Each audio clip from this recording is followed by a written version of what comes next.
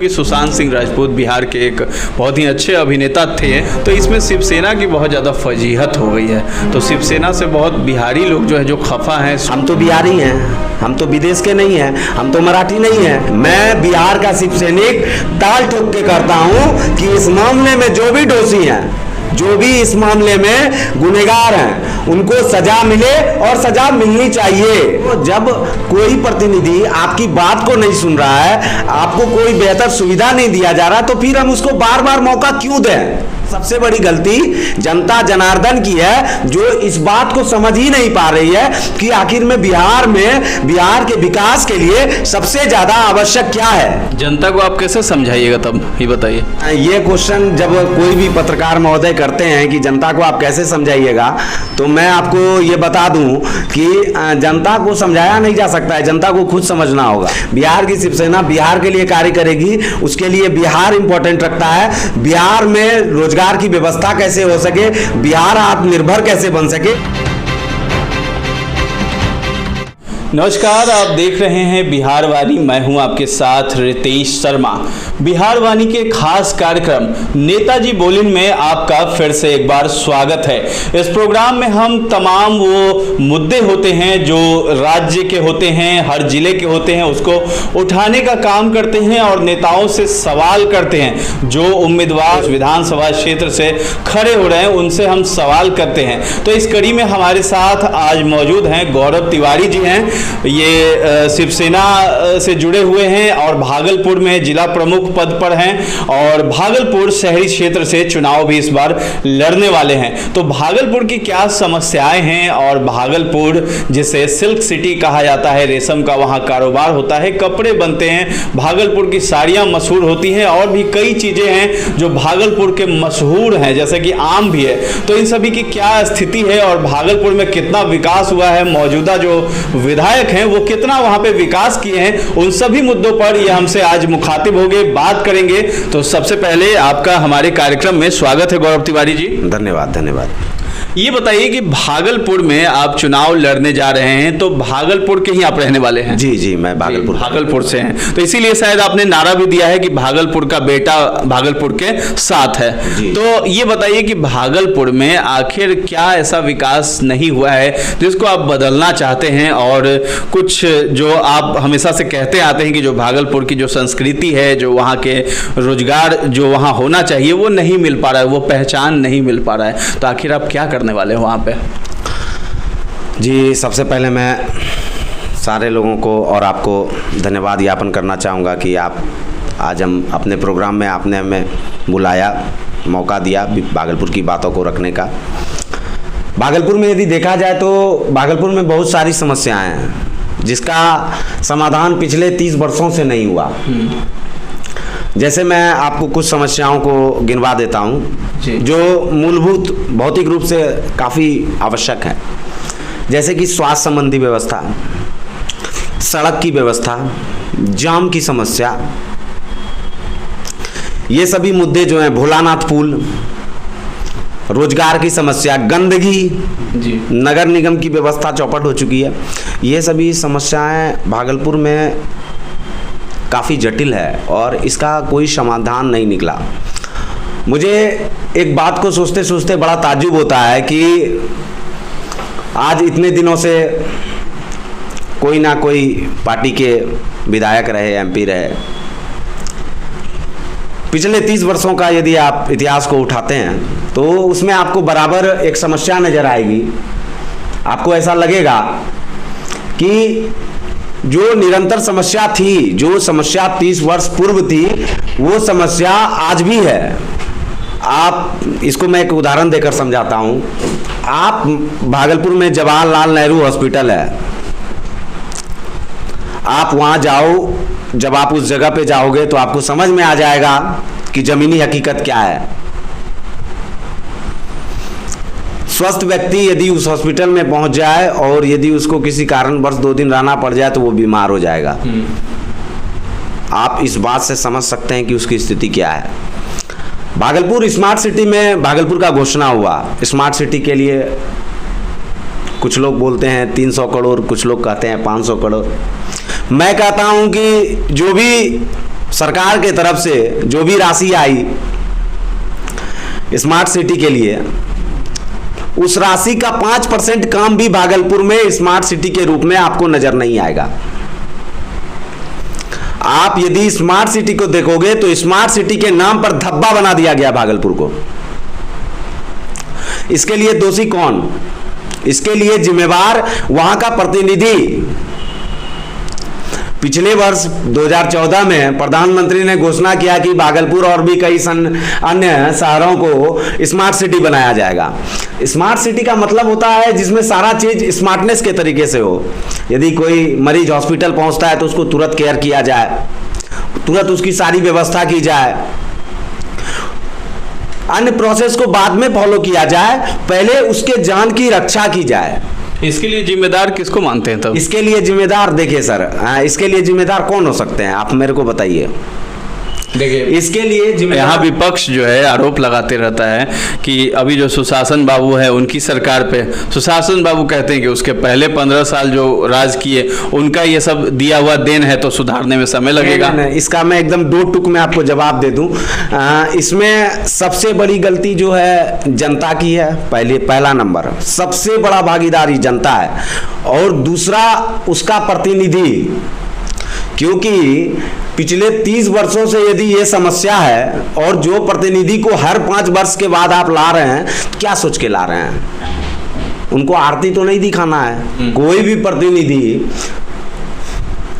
जब किसी समाज की जनता की प्रतिनिधि करता है तो आप देखेंगे कि जनता का दुख और सुख उसके लिए हो जाता है। यदि जनता को भी किसी भी प्रकार की समस्या होगी तो वो अपनी बातों को रखने के लिए किसके पास जाएगा? अपने प्रतिनिधि के पास। अब उसके वो प्रतिनिधि उसकी बात को सुन ही नहीं रहा है, तो पुनः मुझको भव वाला कार्य तो आप खुद कर रहे हैं। तो जब कोई प्रतिनिधि आपकी बात को नहीं सुन रहा है, आपको कोई बेहतर सुविधा नहीं दिया जा रहा, तो फिर हम उसको बार बार मौका क्यों दें? तो इसमें सबसे बड़ी गलती जनता जनार्दन की है, जो इस बात को समझ ही नहीं पा रही है कि आखिर में बिहार के विकास के लिए सबसे ज्यादा आवश्यक क्या है। जनता को आप कैसे समझाइएगा तब, ये बताइए। देखिए साहब, ये क्वेश्चन जब कोई भी पत्रकार महोदय करते हैं कि जनता को आप कैसे समझाइएगा, तो मैं आपको ये बता दूं कि जनता को समझाया नहीं जा सकता है, जनता को खुद समझना होगा। मैं 1 बार, 2 बार, 3 बार, 4 बार, 5 बार, 10 बार उनको जागृत करता रहूंगा, उनको बताता रहूंगा, पर उनको यह समझना होगा कि हमारे लिए, हमारी आने वाली पीढ़ी के लिए सबसे ज्यादा आवश्यक क्या है। क्या आपको क्या लगता है ये समस्या सिर्फ एक व्यक्ति पर निर्भर करती है? ये आने वाली पीढ़ी को भी डैमेज करती है। आने वाली पीढ़ी पर इसका बहुत घटिया प्रभाव पड़ने वाला है। स्वास्थ्य संबंधी व्यवस्था देख लीजिए, आप सरकारी स्कूल में जाइएगा तो आपको समझ में आ जाएगा क्या स्थिति है। अरे साहब, मैं इस बात को अपने लाइव में भी बोला था। मैं भागलपुर में नवयुग विद्यालय के साम माननीय केंद्रीय स्वास्थ्य मंत्री श्री अश्विनी कुमार चौबे जी के घर के सामने अपोजिट साइड में एक सत्तू वाला ठेला लगाता है। मैं उसके यहाँ सत्तू पीने के लिए गया था। मैंने देखा कि उसका 5 साल का बच्चा जो है वो बर्तन धो रहा था। तो मैं उस बच्चे को देखकर वो सत्तू वाले से पूछा कि ये किसका बच्चा है? तो उसने कहा मेरा। मुझे 2 मिनट के लिए बहुत ताज्जुब हुआ। आप सोच सकते हैं जिसका बच्चा 5 साल की उम्र में बर्तन धोएगा, उसका आगे का भविष्य क्या होने वाला है। तो ये सभी विषय सिर्फ बोलने के लिए नहीं है, इस विषयों को समझना होगा। वाकई ये सब बातें हैं, सब कुछ हर राज्य में ये चीज देखने को मिलती है। और चाइल्ड लेबर की जहां तक बात है जो किया जाता है, उस पर अभी तक कोई वैसा कानून बना नहीं है। कानून है, लेकिन कानून को मतलब सिर्फ कागज पे ही है, वो हर जगह बच्चे काम करते हैं। बहुत सारी चीजें हैं। भागलपुर में रोजगार की जो व्यवस्था है वो भी नहीं होगी मेरे ख्याल से अभी उस तरीके से। तो आप कैसे करिएगा ये बताइए, शिवसेना कैसे करेगी? देखिए, रोजगार की व्यवस्था पे मैं पहले रोजगार पे मैं आपको बोल दूं, पूरे बिहार में सबसे ज्यादा युवा बिहार में है और सबसे ज्यादा बेरोजगारी बिहार में है।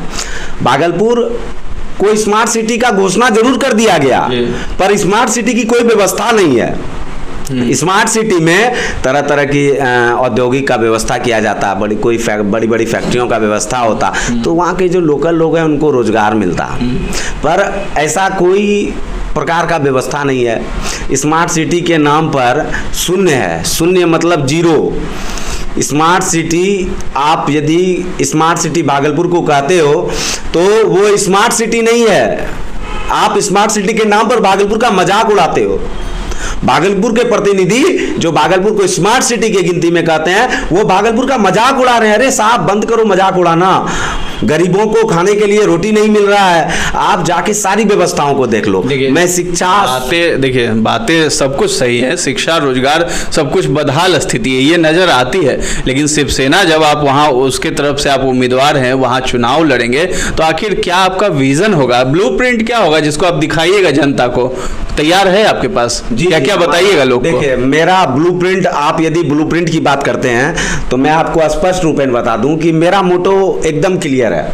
हमारा मोटो क्लियर ये है कि सबसे पहले, मैं फिर से इस बात को रिपीट कर रहा हूं, आप इस बात को समझिएगा कि यदि जनता आकलन करना सीख जाए कि मैंने पिछली सरकार को लाया, उसने मेरे लिए क्या किया, उसके पहले भी मैंने पिछली सरकार को लाया, उसने मेरे लिए क्या किया, मेरे परिवार के लिए क्या किया, और उससे मेरे बच्चे का भविष्य बनेगा या ना बनेगा, यदि ये बात जनता समझ गई, ठीक है ना, और जनता आवाज़ उठाना शुरू कर दी, तो ऐसे कंडीशन में क्या है, यदि हम सरकार में आते हैं तो हमारा जो भी दायरा है, हम अपने दायरे को देखते हुए जनता की जो भी परेशानी है, जो भी समस्या है, एक जनता को क्या चाहिए, रोटी, कपड़ा, मकान, शांति से जीवन, क्या चाहिए, पीने की बढ़िया व्यवस्था मिले, रहने के लिए एक छोटा सा घर हो, खाने के लिए अच्छे सा व्यवस्था मिल जाए, बाल बच्चे को पढ़ा सके, और जनता को क्या चाहिए, और शांति चाहिए।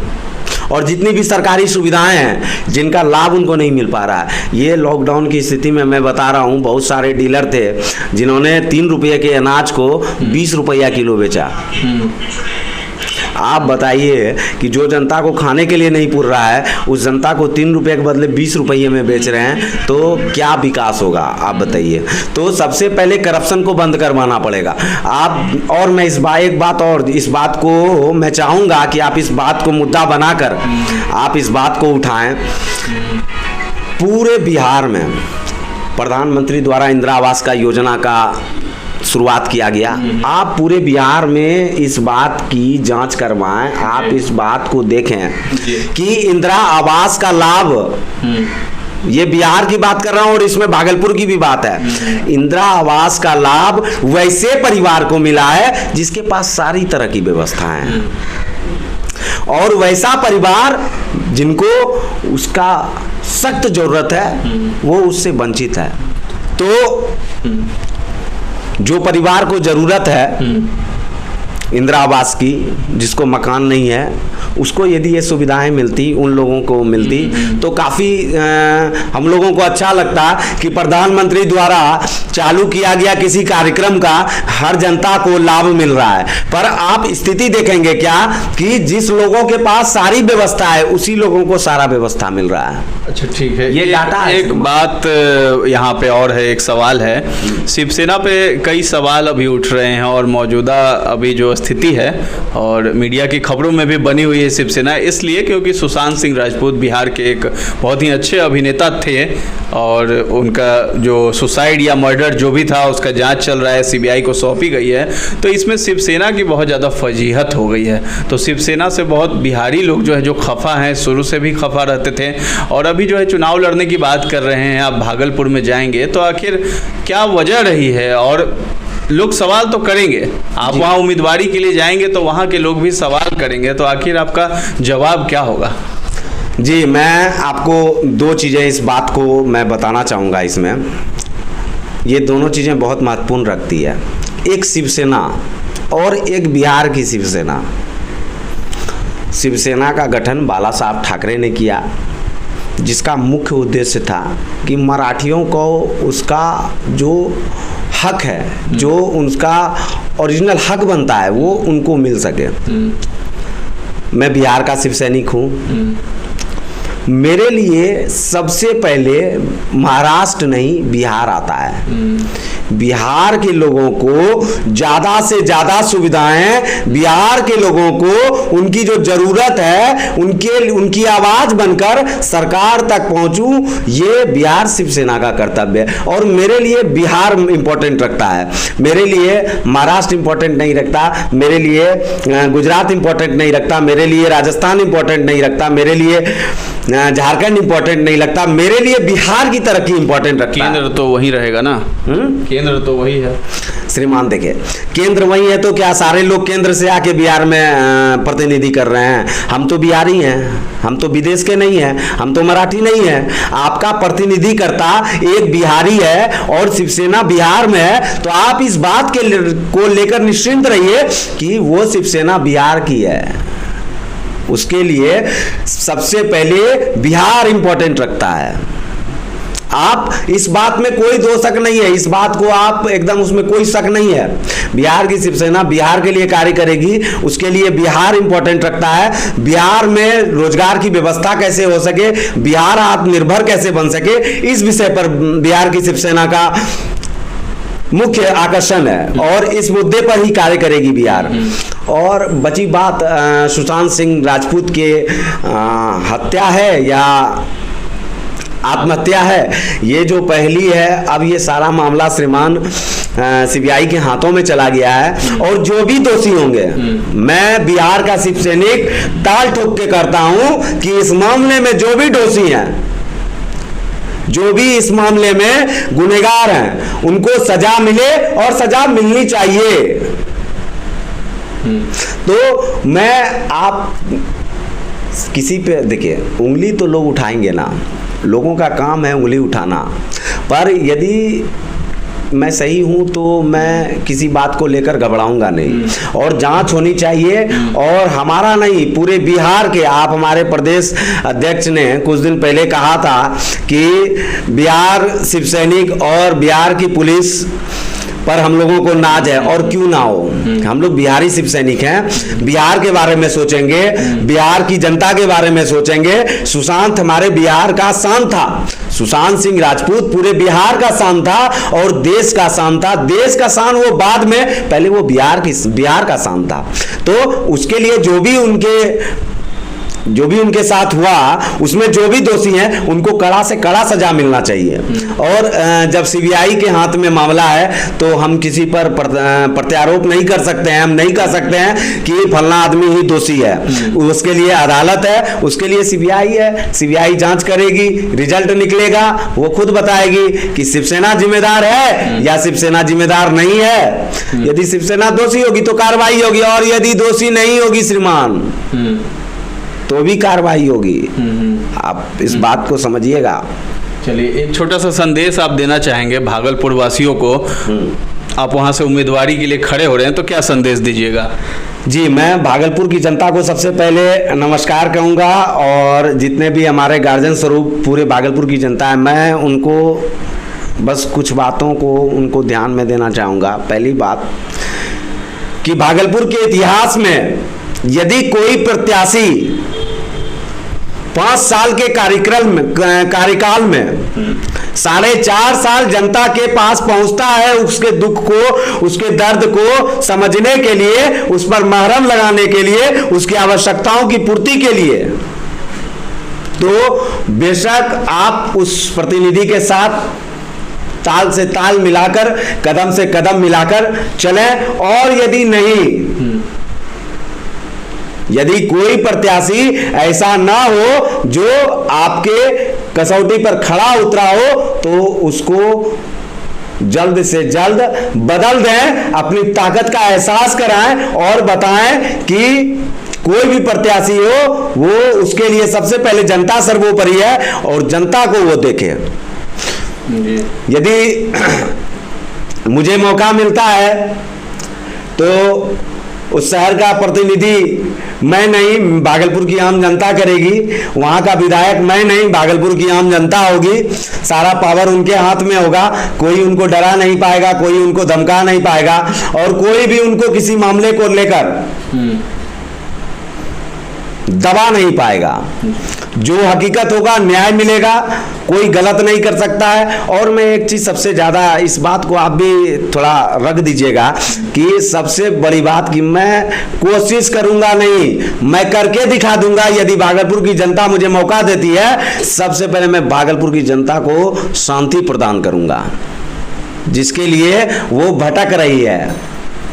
माँ, यदि कोई बेटी मार्केट जाती है और उसके माँ बाप को मन में लगा रहे कि मेरी बेटी गई है मार्केट, ठीक ठाक होगी कि नहीं, जल्दी से घर आ जाए, ये चिंता लगी रहे, तो आप समझ लीजिए क्या सिस्टम है। इस सिस्टम को मैं बदल दूंगा, ये मेरा वादा है। बहुत बहुत धन्यवाद आपका। जी धन्यवाद धन्यवाद। तो नेताजी बोलिन कार्यक्रम आपको कैसा लगता है, हमें कमेंट बॉक्स में जाकर जरूर बताइएगा। और हमारे चैनल को अब तक सब्सक्राइब नहीं किया है तो सब्सक्राइब कर लीजिएगा। हमारा फेसबुक पर भी पेज है बिहारवानी नाम से, उसे भी लाइक और फॉलो करने का काम जरूर कर लें। अभी के लिए इजाजत दें, धन्यवाद।